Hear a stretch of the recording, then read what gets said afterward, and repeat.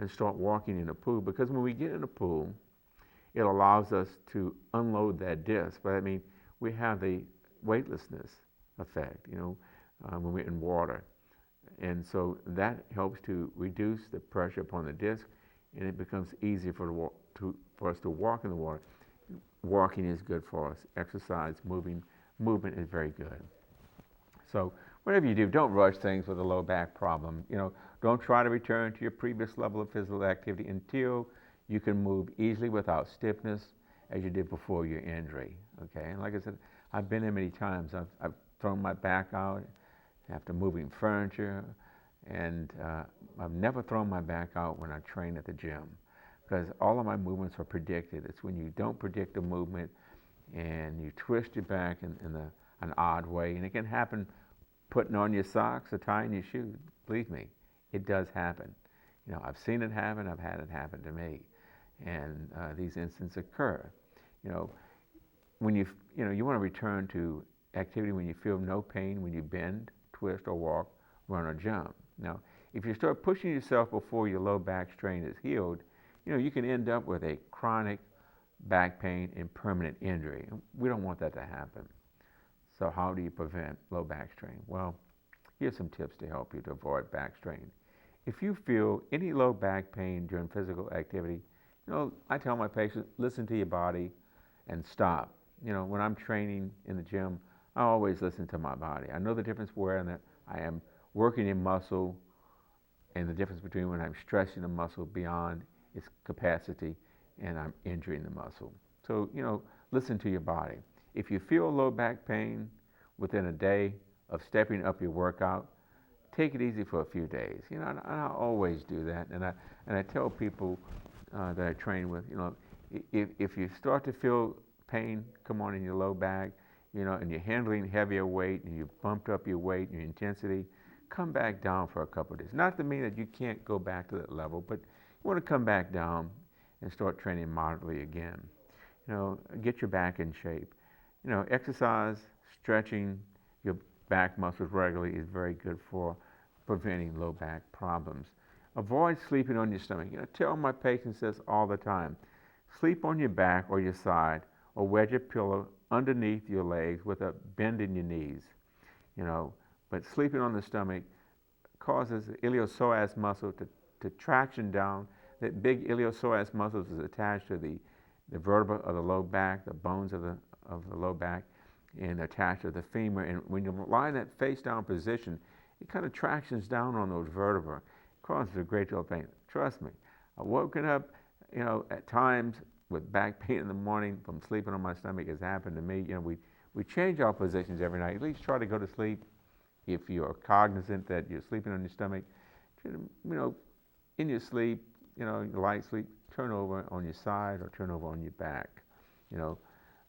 When picking up something heavy, always bend the knees. Like I said, keep your nose between your toes.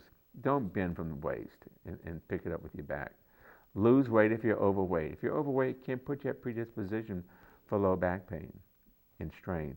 Adopt good posture. Sit straight in chairs with your back against the chair's back.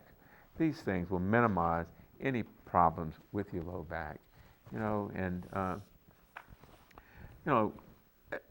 don't want to prolong pain, and you don't want to get back to where you're having problems again. As I mentioned, scientific research and studies, these studies have shown that chiropractic treatment with spinal manipulation, or chiropractic adjustments, also as they're called, and therapy has been shown to be effective in treating low back pain. And these are double-blind studies that were done by the Rand Corporation, showing that chiropractic care was more effective in relieving back pain. And, this is a very effective tool. When choosing a doctor to treat your low back pain or neck pain, you want to look at their credentials, as their educational background, their experience in treating back pain. Choose wisely. Always choose your doctor wisely that's going to care for your low back pain. I hope these slides have given you an insight of what the low back actually looks like. We've got some great pictures here of the lumbar disc. Here's a great picture of the herniated disc. It shows that nucleus pulposus, the actual disc material, pressing upon that nerve, that painful compressed nerve. As you can see, it bulging on that nerve. Causes of low back, uncomplicated back pain, strain, sprain, contusion, degenerative joint disease, loss of articular cartilage, the osteophyte, the spurs on the vertebra, the articular surface irregularity.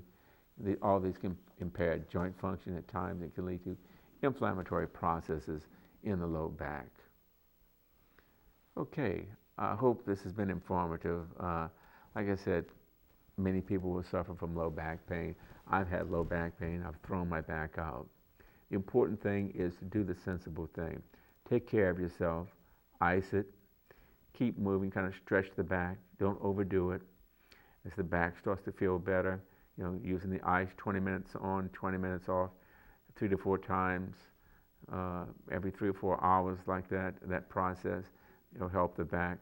The ice numbs that area of the body.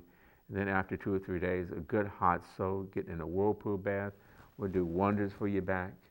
And then, the stretching. And if, these simple things don't help your back get better, and you can always see your doctor for this condition. And that would definitely rule out anything more serious causing your low back pain, because there are other things besides strained muscles that can cause back pain. And there can be more serious reasons for your back pain. So back pain doesn't go away within a certain length of time. You need to do something, and you need to go see your doctor, let him check you out, make sure that your back pain is not something more serious that needs immediate or emergent medical attention.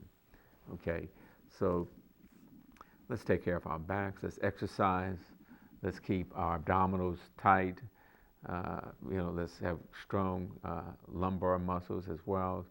Walking is very good exercise to strengthen your back. Stretching, exercise in the gym. Always use proper form. Never try to handle more weight than you can in the gym, or when trying to pick up something at home, piece of furniture or whatever. Always get help. Don't strain your back by overloading your back beyond your capacity to lift something. It'll hurt you, strain your back each and every time, and you don't want to have that type of serious injury. I'm Dr. Rick Duplantis. I hope these points have helped you. I hope this information has been of value to you. If someone you know has back pain, please tell them about this video clip. And I hope you've enjoyed this program tonight. I'm Dr. Rick Duplantis, wishing you a very pleasant good evening. God bless you.